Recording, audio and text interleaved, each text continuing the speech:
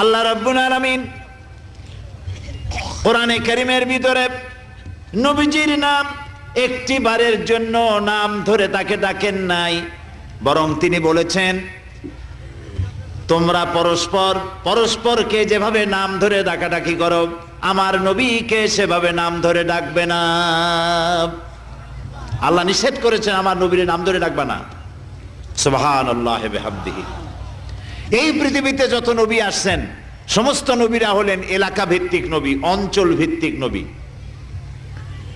এক এক এলাকার, নূহ আলাইহিস সালাম এক এলাকার, মুসা আলাইহিস সালাম আলাক এলাকার, দাউদ আলাইহিস সালাম আরাক এলাকার, এরকম এলাকা ভাগ ভাগ করা।